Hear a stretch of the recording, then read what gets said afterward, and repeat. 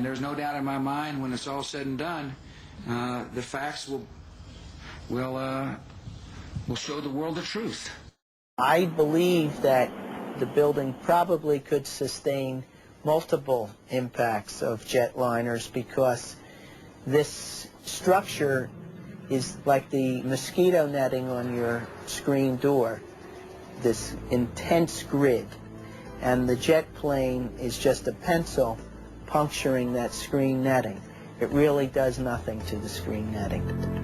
I went down to the scene and we set up headquarters at 75 Barclay Street, which was right there with the police commissioner, the fire commissioner, the head of emergency management, and we were operating out of there when we were told that the World Trade Center was going to close 10-15 minutes, and finally found an exit and got out, walked north, and took a lot of people with us. What's coming over our radio? Get out of the area. The second tower is coming around. They're telling you the second tower? Yes, it's about to come out. Rick Sanchez has been there throughout this morning for us. Rick, tell us where you are and what the latest is. Well, I'm in that area, if you're familiar with this area, of where West Broadway and Hudson come together, right at Chambers. That would put us about a block and a half away from the site of where the explosion was. That area has just been evacuated because police have found what they describe as a suspicious device, and they fear that it might be something that could lead to another explosion. Obviously, there's a real sense of caution here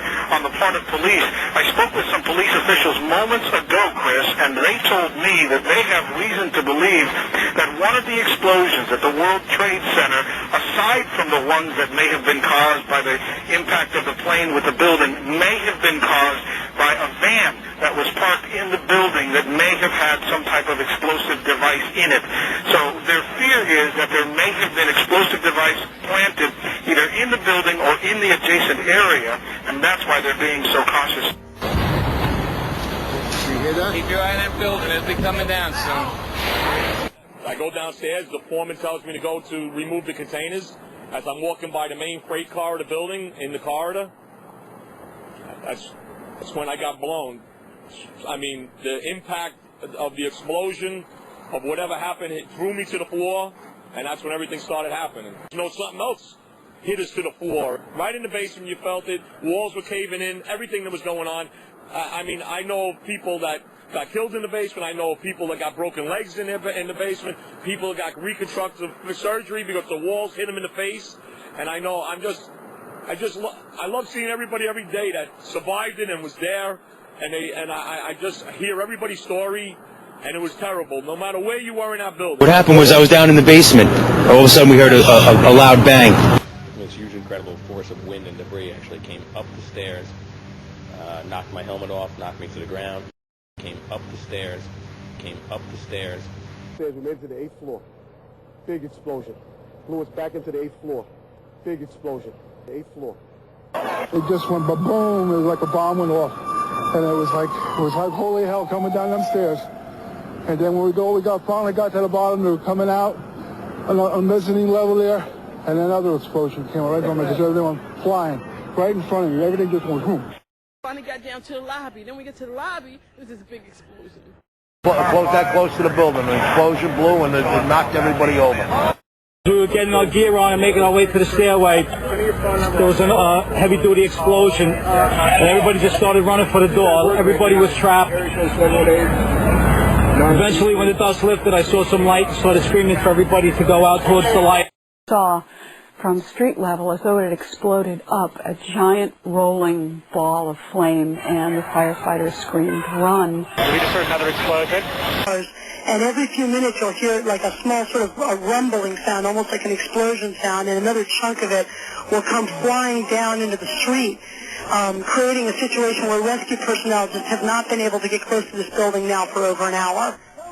Rose, how close are they to the building? I'd say the closest people are. Much of the buildings continue to fall into the street. When you're down there, Dan, you hear smaller secondary explosions going off every 15 or 20 minutes. At 10:30, I tried to leave the building, but as soon as I got outside, I heard a second explosion and another rumble and more smoke and more dust. I ran inside the buildings, the chandelier shook, and again, black smoke filled the air. Within another 5 minutes, we were covered again with more silt and more dust. And then a fire marshal came in and said we had to leave because if there was a third explosion, this building might not last. Cars just turned by the force of the explosions. The bottom of our building was blown out. I was about 5 blocks away when I heard explosions, 3 thuds, and turned around to see the building we just got out of, antenna tip over and fall in on itself. We made it at least 2 blocks, and we started running. Floor by floor, it started popping out. It was if they had detonated.